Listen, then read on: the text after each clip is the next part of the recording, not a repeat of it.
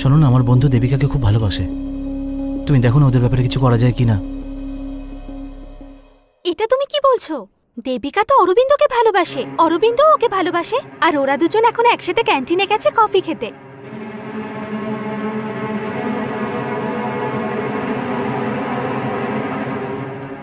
তুই ওকে মিথ্যে বললি কেন রে? হ্যাঁ আমি বললাম। তুই কি ভাবলি আমি সব সত্যিটা বলে দেব? মোটেই না।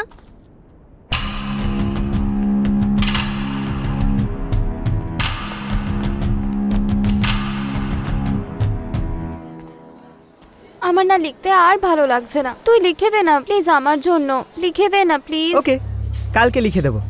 কেন এখন কেন নয়? আসলে আজ আমার একাডেমির জন্য একটা কবিতা লিখতে হবে, তাতেই সময় লেগে যাবে, কালকে লিখে দিয়ে দেবো। এই কবিতা বলতে একটা কথা মনে পড়লো আমার। তোর দাদা আছে না, মাথায় একদম বুদ্ধি নেই। তোর লেখা কবিতাকে নিজে লিখেছে বলে স্টাইল মারতে এসেছিল। ও আবার নাকি কবিতা লিখবে, কবিতার কও জানে না, আবার নাকি কবিতা লিখেছে নিজে। খুব এসেছিল স্টাইল মারতে। আর আমায় দেখ, আমিও ভালো বলে দিয়েছি। আর তোর জন্যই বলেছিলাম। কি বাজে চিন্তাধারার মানুষ, তাই না? এবার তুই বল ওই সময় আমি কি করতাম? তোর দাদাকে একদম জোকারের মতো লাগছিল। তুই জানিস তোর দাদা তোরই লেখা কবিতা চুরি করে আমায় ইমপ্রেস করার চেষ্টা করছিল। আমি তোমাকে একটা দরকারি কথা বলতে চাই। বিকেলে আমরা কি ওই পার্কে দেখা করতে পারি? হ্যাঁ ওকে।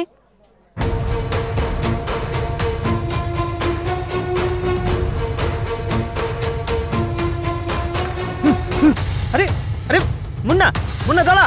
আরে কোথায় যাচ্ছিস? শোন, আরে যাচ্ছিস কোথায়? ভাই কোথায় যাচ্ছিস? শোন কথা শোন না। এই মুন্না।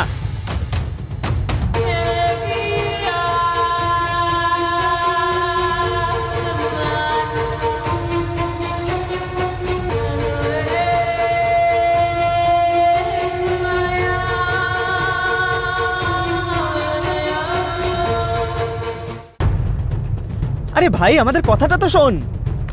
এই মুন্না, মুন্না আমার কথা শোন। মুন্না ও আমাদের বন্ধু হয়। মুন্না তুই কি করছিস? আগের মাথায় এই মুন্না, বল শোন অরবিন্দ, না। এখানে একা কেন রেখে পাঠিয়েছিস? মুন্না শোন আমাদের কথাটা, এত রেগে যাস না ভাই। আরে মুন্না সত্যিটা তো জেনে নে, আগে এসব কেন করছিস তুই?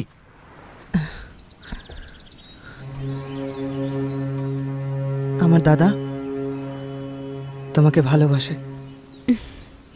ওকে, তো আমি কি করব? তুমি প্লিজ ওকে মেনে নিও। এটা তুই কি বলছিস? এটাকে ভালোবাসা বলিস না অরবিন্দ। তোর দাদার শুধু অ্যাট্রাকশন হয়েছে, আর তাহলেও তোর দাদাকে আমি ভালোবাসতে শুরু করে দেব?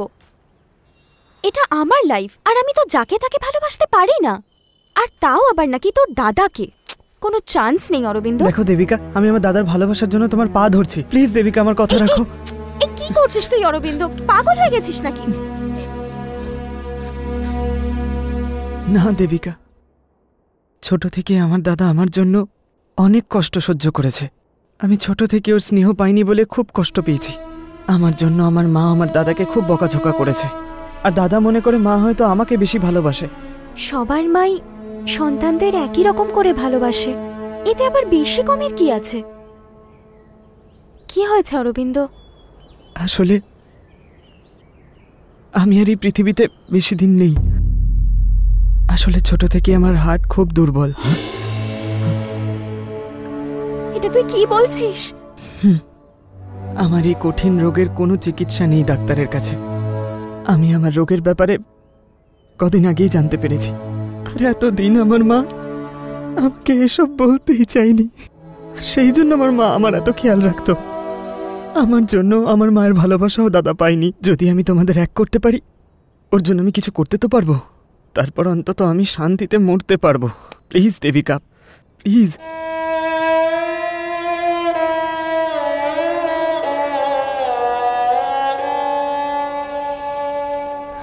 তুই আমাকে এইসব বলে ইমোশনাল করে দিলি রে। বাট আমার জন্য তো লাভ মানে লাইফ। আমাকে ভাবার জন্য একটু সময় দে।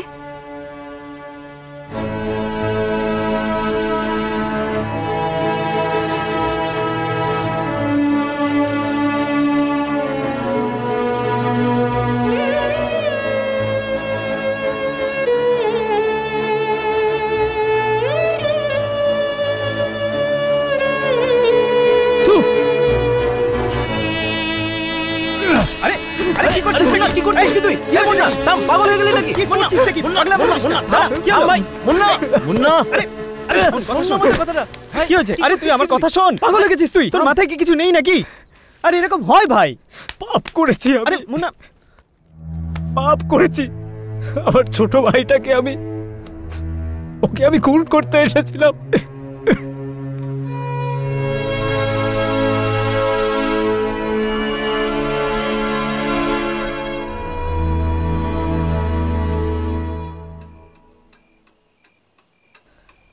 মা,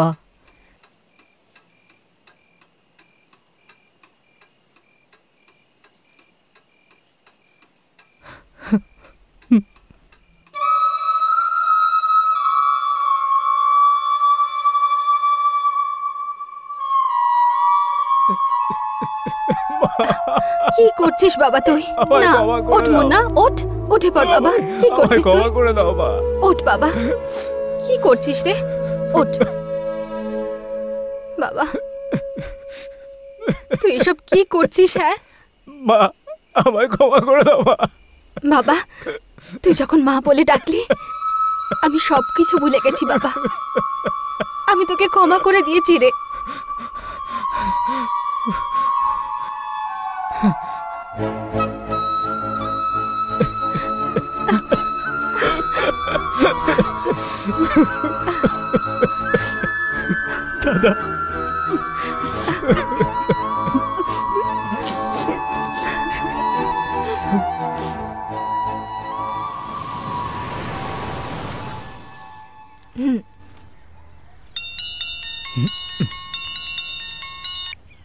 হ্যাঁ দাদা। মুন্না, এই মুহূর্তে আমার কাছে চলে আয়। ঠিক আছে, আসছি।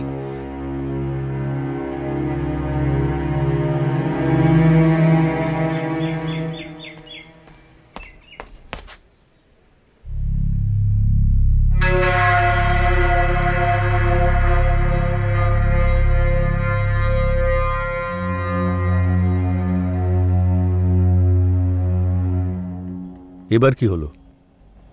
দেখ মুন্না, নিজের ভাইকে আর নিজের মাকে একটু বোঝানোর চেষ্টা কর। এটুকুও পারবি না? সব কিছু তো আগের মতোই আছে, তাহলে তুই শুধু শুধু মারামারি করিস কেন? তেমন কিছু নয়। যে মুহূর্তে তুমি ফোন করলে মায়ের মুখটা একেবারে ফ্যাকাশে হয়ে গেল দাদা। এতদিন অনেক কষ্ট দিয়েছি মাকে, কিন্তু আমি মাকে আর একটুও কষ্ট দিতে চাই না। দাদা, বোঝার একটু চেষ্টা করো না। আমি এখন আসি। মুন্না, 1 মিনিট। বাইরে ওই ছেলেটাকে দেখেছিস তো? আমাদের লোকেরা যেখানে থাকে ওখানে গিয়েই ওকে রেখে আয়।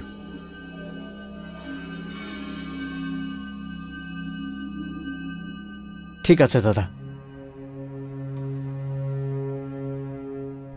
আমি আসি বৌদি। নিজের খেয়াল রেখো তুমি মুন্না।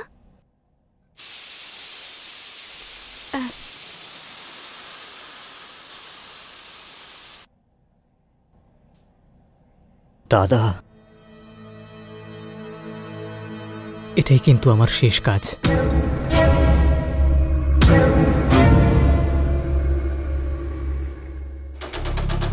যদিও আপনার নিজের ভাই হতো তাহলে এভাবে বলতে পারতো কি?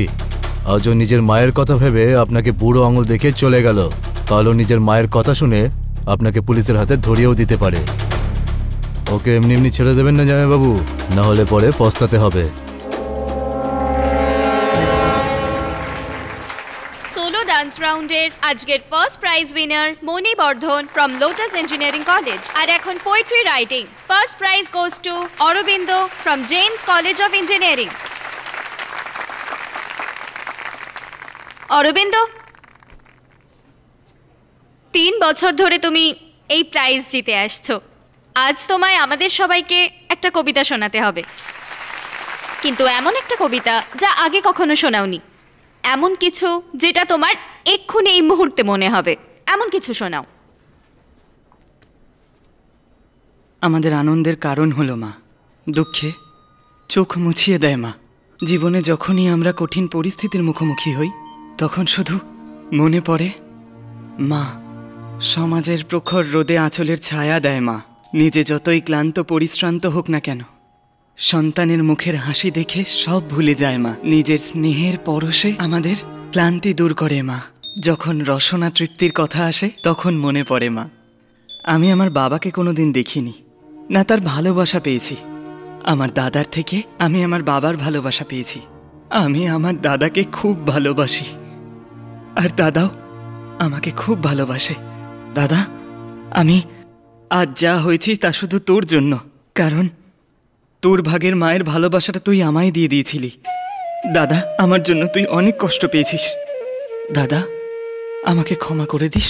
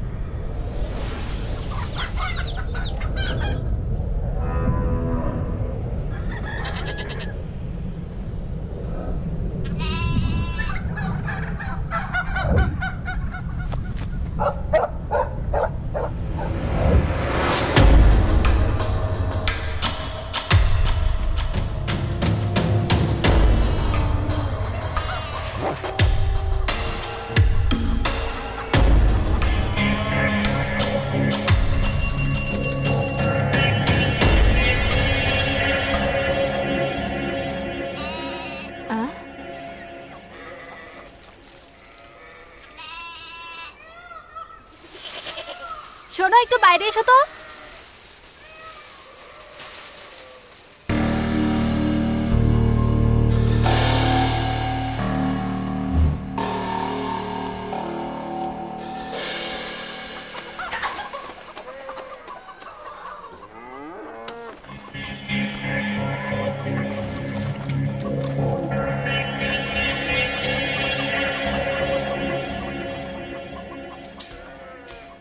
এই শোন, তোর ভাই কেন আসেনি?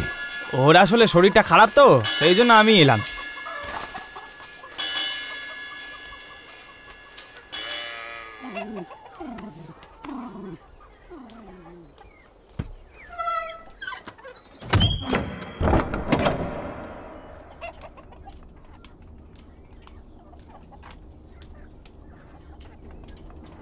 কামিনী, এদিকে এসো।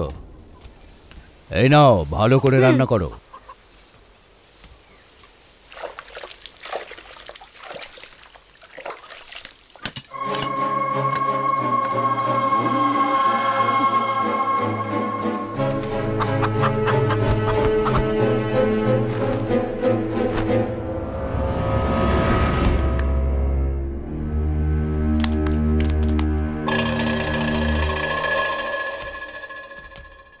এই কারা রে তোরা?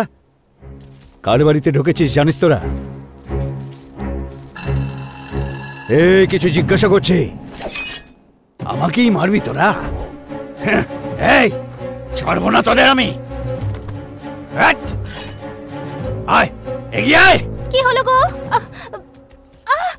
এরা কারা? কামিনী, কামিনী,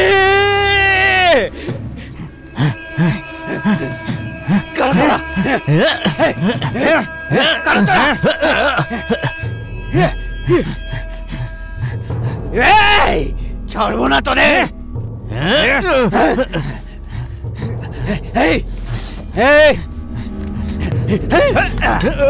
আমি তো